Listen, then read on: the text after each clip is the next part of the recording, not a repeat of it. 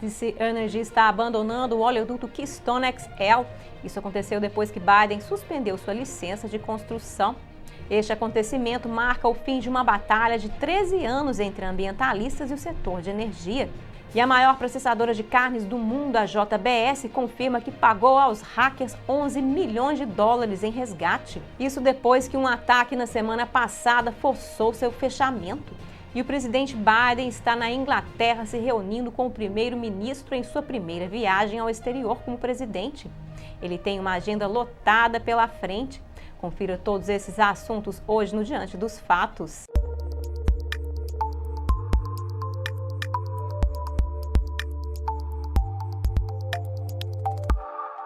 Olá, bem-vindo ao Diante dos Fatos, eu sou Marina Dalila.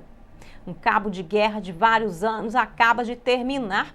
A TC Energy está puxando o plug do oleoduto Keystone XL, meses depois de Biden interromper as operações de construção por meio de uma ordem executiva em seu primeiro dia de mandato.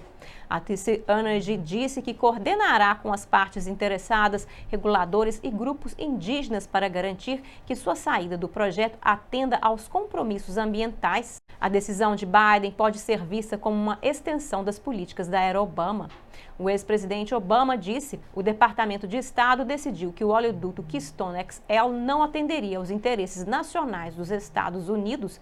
Eu concordo com essa decisão. Isso marca o fim de 13 anos de operações conjuntas.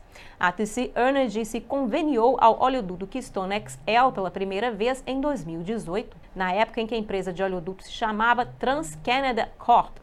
O oleoduto teria movido mais de 800 mil barris, ou 35 milhões de galões de petróleo bruto todos os dias, 1.200 milhas do Canadá, através do Nebraska até a costa do Golfo.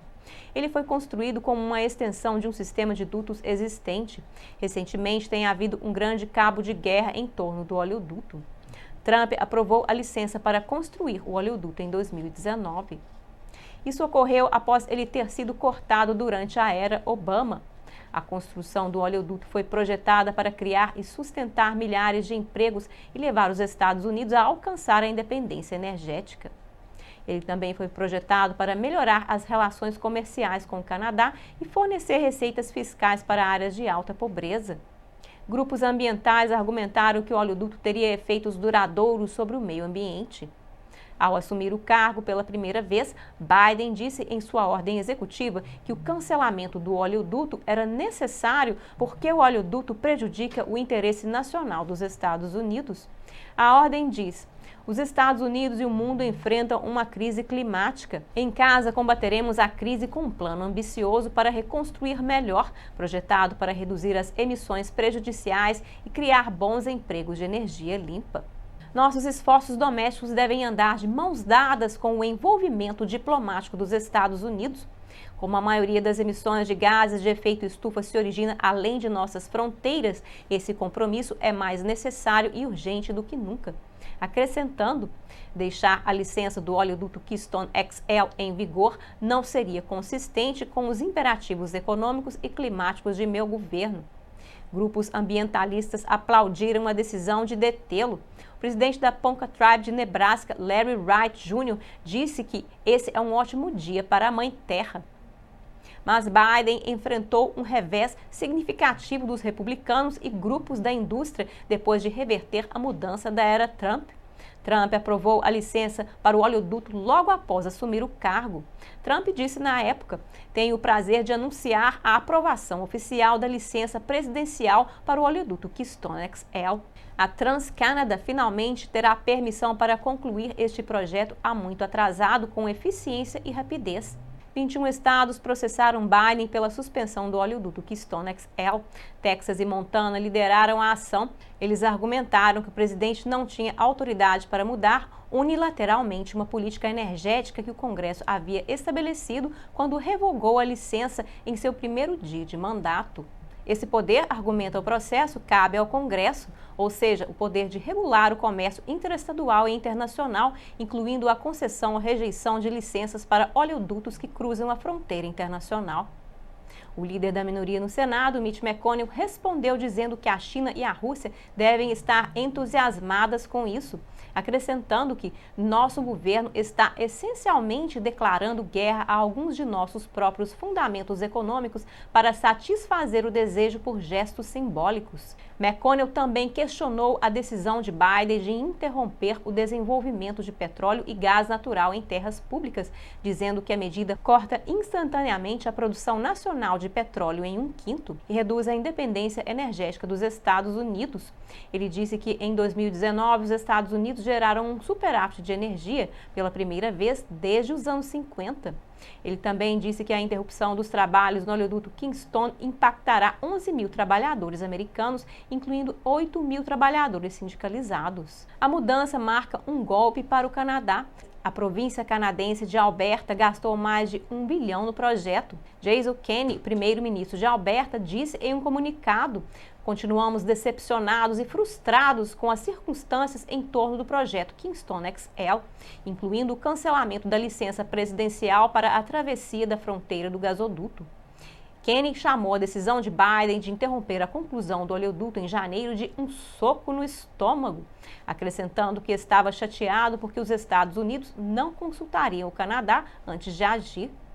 Kenney disse em uma entrevista coletiva na época: como amigos e aliados dos Estados Unidos, estamos profundamente perturbados que uma das primeiras ações do presidente Biden no cargo seja restringir a licença presidencial para a travessia da fronteira do oleoduto Keystone XL.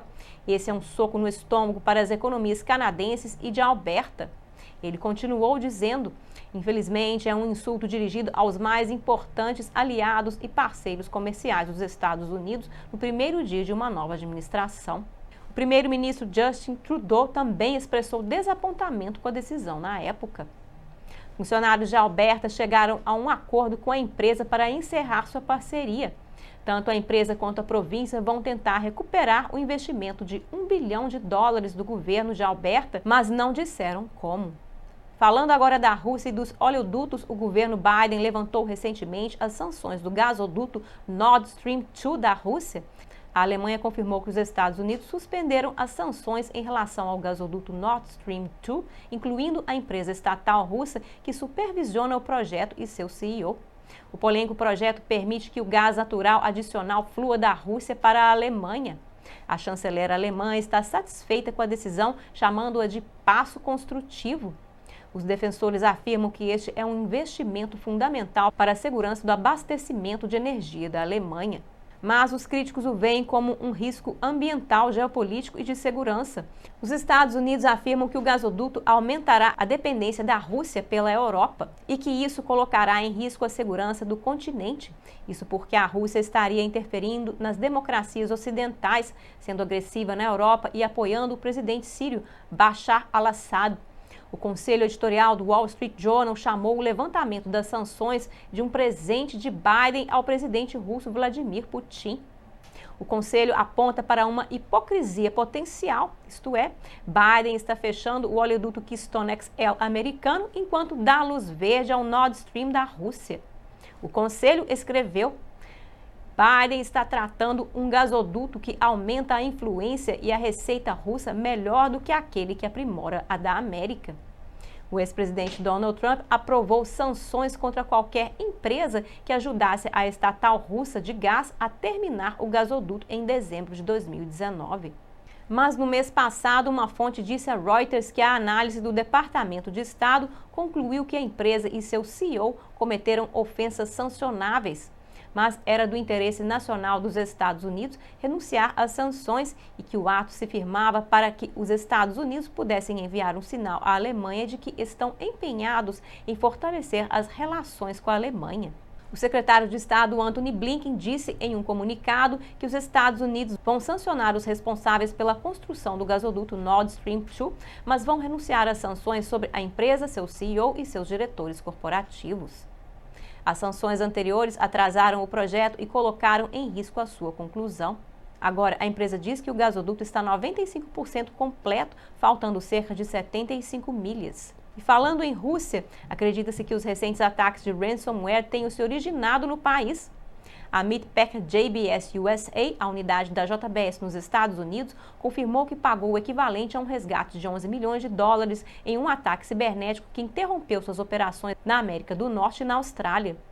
O CEO da empresa nos Estados Unidos disse na quarta-feira que eles fizeram o pagamento para proteger seus clientes.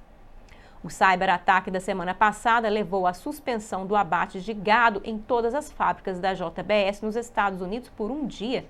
A empresa produz quase um quarto da carne bovina dos Estados Unidos e havia temores de que a interrupção pudesse ameaçar as cadeias de abastecimento de alimentos e inflacionar ainda mais os preços dos alimentos. O ataque também interrompeu as operações da JBS na Austrália. O software Ransom funciona criptografando os dados das vítimas. Normalmente, os hackers oferecem à vítima uma chave em troca de pagamentos de criptomoeda. O CEO da JBS nos Estados Unidos, André Nogueira, disse: "Foi uma decisão muito difícil de tomar para nossa empresa e para mim pessoalmente.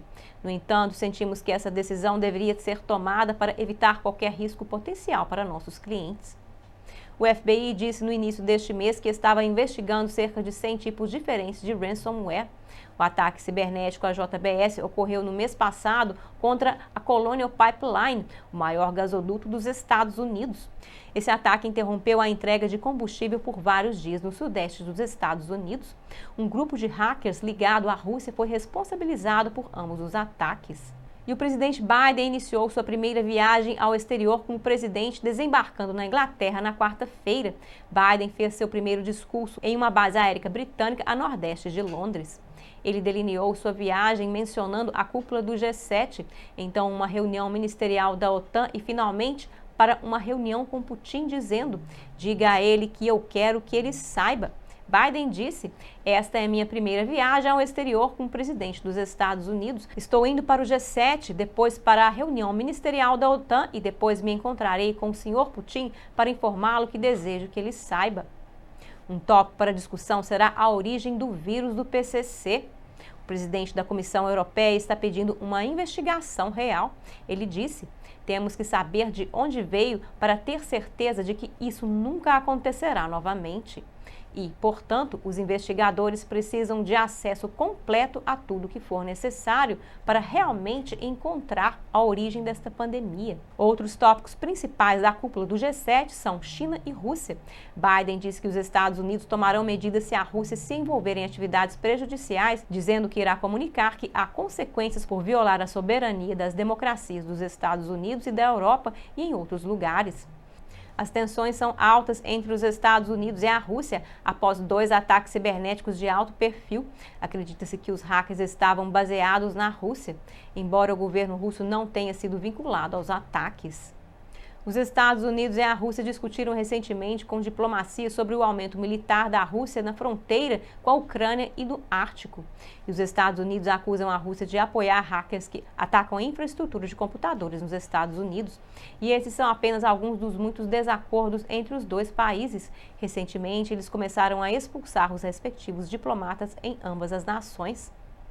O secretário de Estado, Antony Blinken, disse recentemente que também existem muitas áreas onde eles podem cooperar.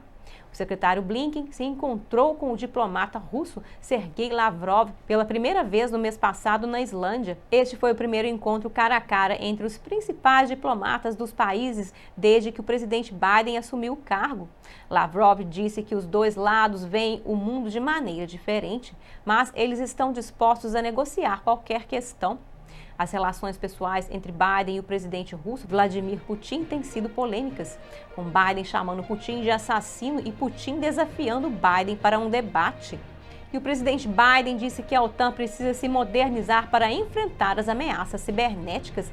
Ele disse: "Agora precisamos modernizar nossa aliança, investindo em nossa infraestrutura crítica, nossas capacidades cibernéticas e para nos manter seguros contra todas as ameaças que enfrentamos na última década e os novos desafios que estamos prestes a enfrentar também." Outra questão que a OTAN enfrenta é se deve permitir a adesão da Ucrânia. Um pré-requisito é resolver disputas internacionais, mas a Ucrânia está em conflito com a Rússia desde 2014, o que sugere que isso não acontecerá tão cedo. O líder da Ucrânia falou com Biden por telefone no início desta semana. Biden participará da cúpula da OTAN na segunda-feira e encerrará sua viagem com o presidente russo Vladimir Putin. Por hoje é só no Diante dos Fatos. Obrigada por assistir e até a próxima!